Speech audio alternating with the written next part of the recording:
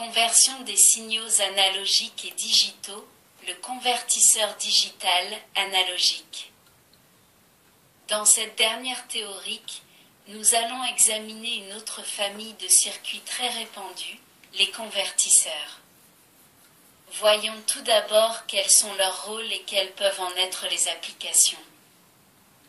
1. Conversion des signaux analogiques et digitaux.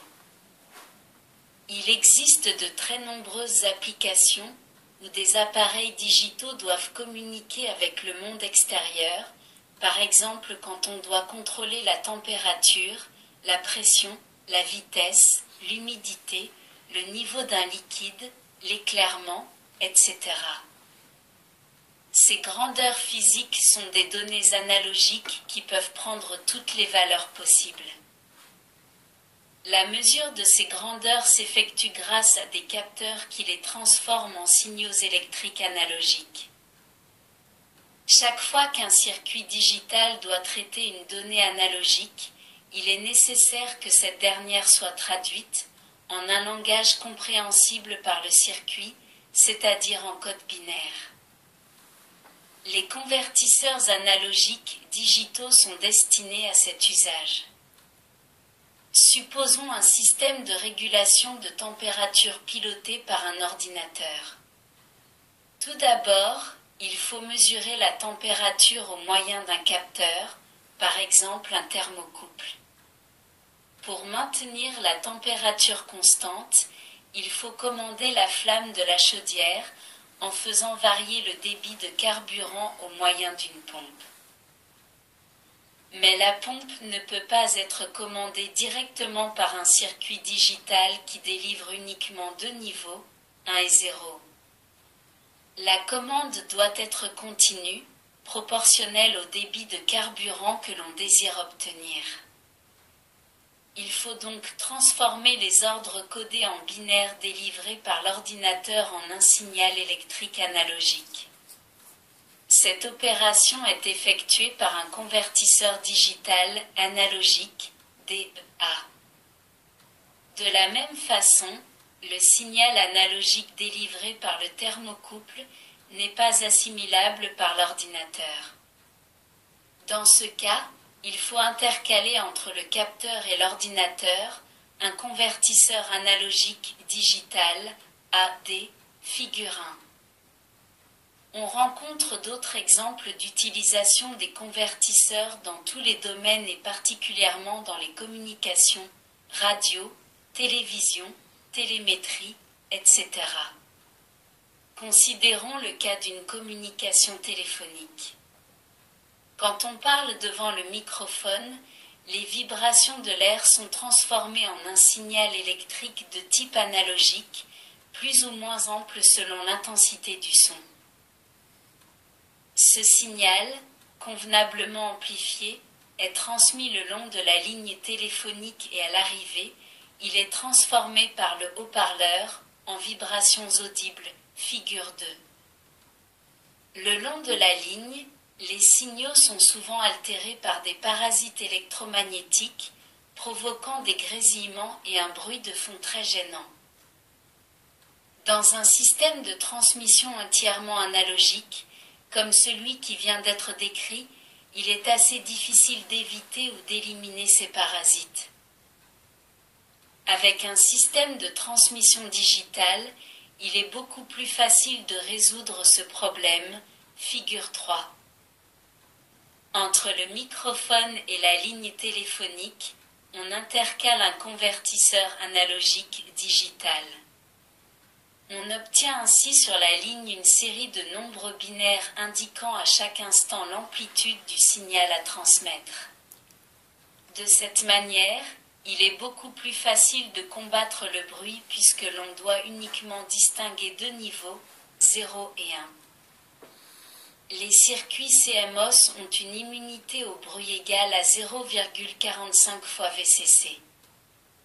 Dans ces conditions, en alimentant les circuits avec une tension VCC de 10 volts, des parasites d'une amplitude inférieure à 4,5 volts ne sont pas en mesure d'influencer le comportement des convertisseurs et sont facilement éliminés. Pour restituer le son à l'autre bout de la ligne, il faut évidemment utiliser un convertisseur digital analogique. Il existe, en outre, d'autres méthodes qui permettent de traiter les signaux digitaux de façon à éliminer les parasites qui se seraient éventuellement infiltrés dans la transmission. Un autre exemple d'utilisation des convertisseurs est rencontré dans les avions modernes pilotés par un ordinateur de bord. Toutes les données nécessaires, altitude, pression, vitesse, température extérieure, etc., sont mesurées par des capteurs. Ces données sont converties en nombres binaires et transmises à l'ordinateur de bord qui effectue tous les calculs en fonction des indications du pilote, figure 4. L'ordinateur de bord délivre des suites de nombres binaires qui doivent être convertis en données analogiques au moyen de convertisseurs appropriés. Il est évident que les convertisseurs sont non seulement utiles, mais que dans de très nombreux cas, ils sont indispensables. L'utilisation des convertisseurs tend à se généraliser puisque les circuits digitaux sont plus stables, moins coûteux et en général créent moins de problèmes que les circuits analogiques. 2. Le convertisseur digital analogique. Le fonctionnement d'un convertisseur digital analogique, DA, peut être comparé à celui d'un circuit potentiométrique du type présenté figure 5. Le convertisseur reçoit un signal numérique sur autant de bornes d'entrée qu'il y a de bits dans le nombre binaire. En bas, il y a les bits les moins significatifs, LSB égale liste significant bits, et en haut, figure 5, arrivent les bits les plus significatifs, MSB égale most significant bit.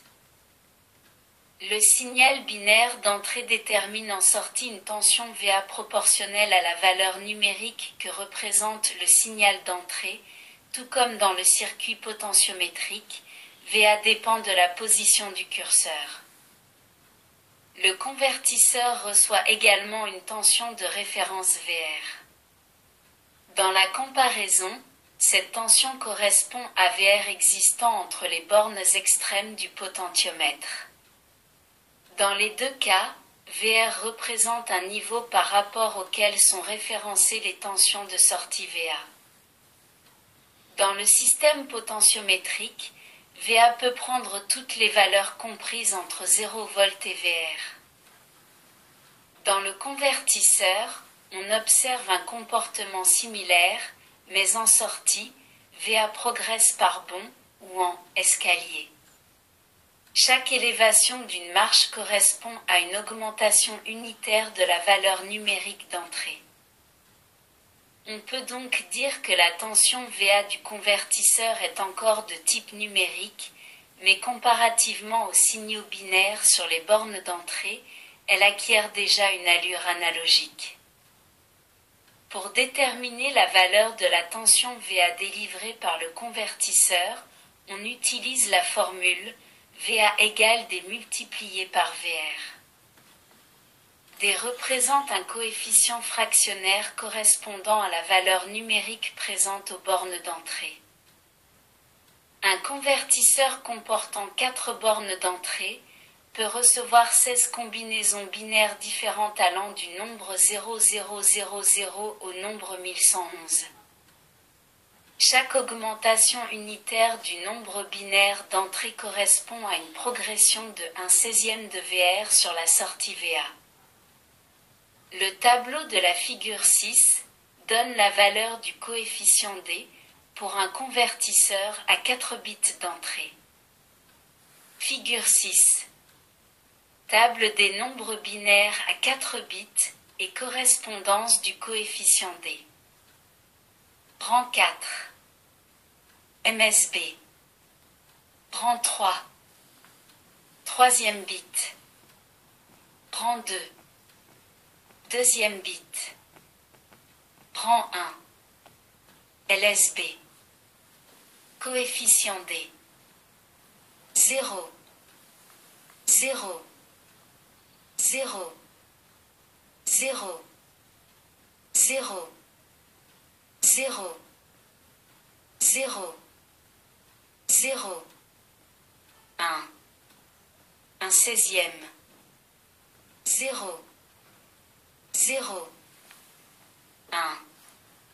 0, 2 barre oblique 16e égale 1 huitième, 0, 0, 1, 3 barre oblique 16e égale 1 huitième plus 1 16e, 0, 0, 0, 4 barre oblique 16e égale 1 quart, 0, 0, 5 barre oblique 16e égale 1 quart plus 1 16e, 0, 0, 6 barre oblique 16e égale 1 barre oblique 4 plus 1 huitième, 0,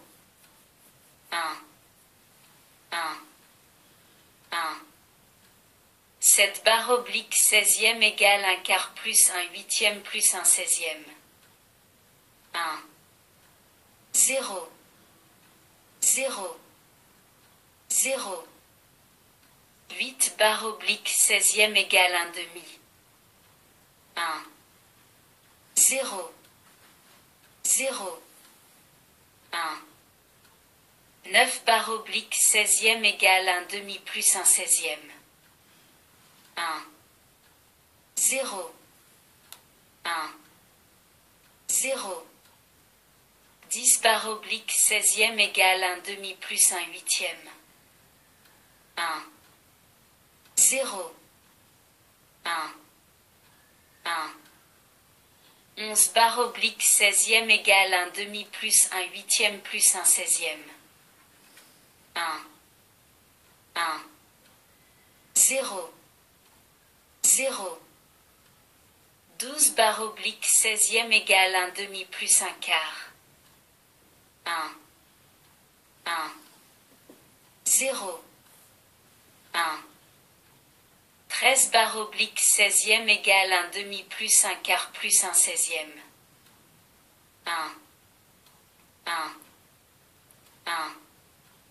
0, 14 barre oblique 16e égale 1 demi plus 1 quart plus 1 huitième,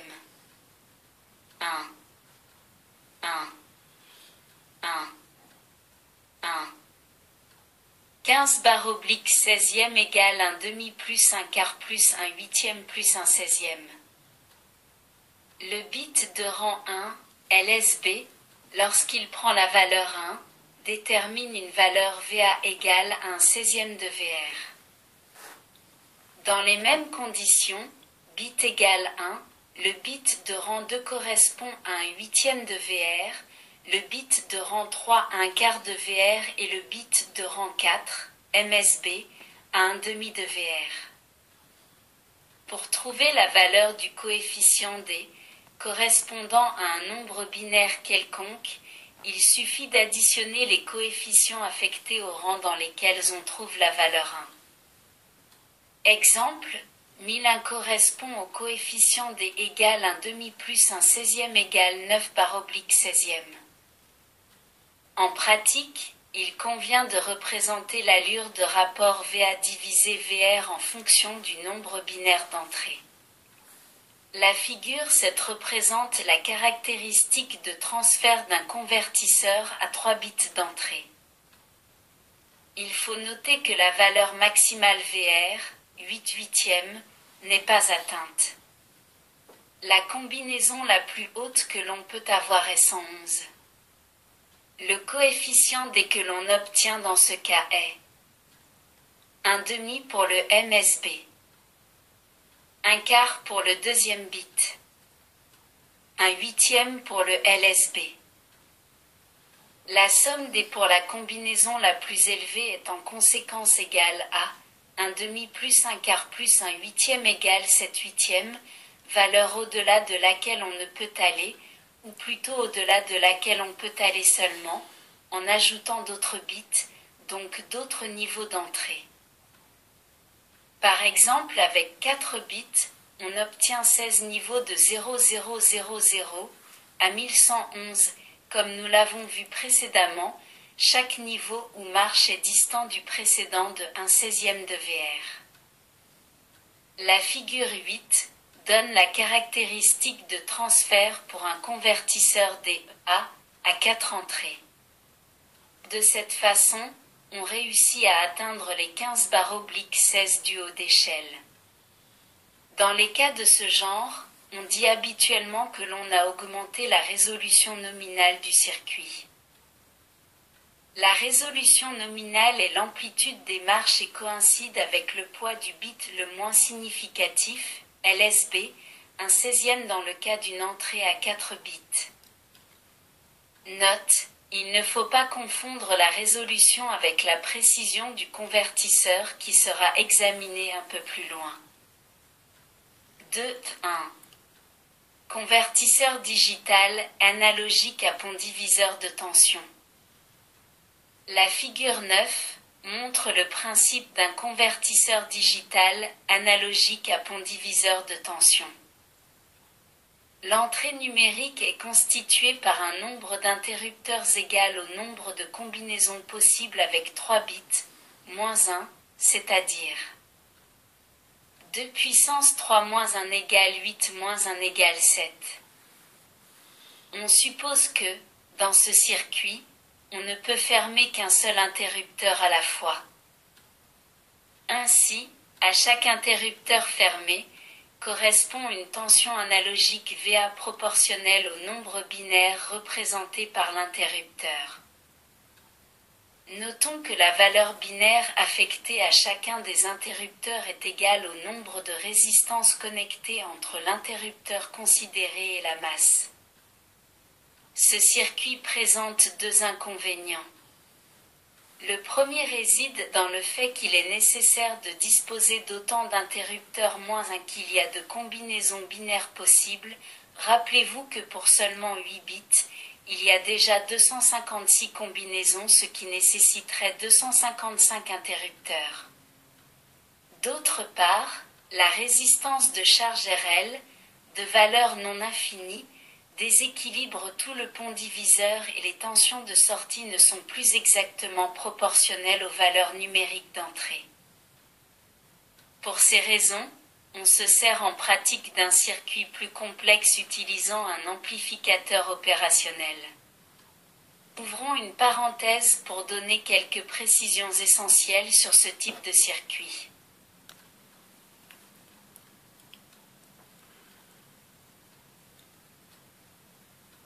Merci de votre écoute. À bientôt.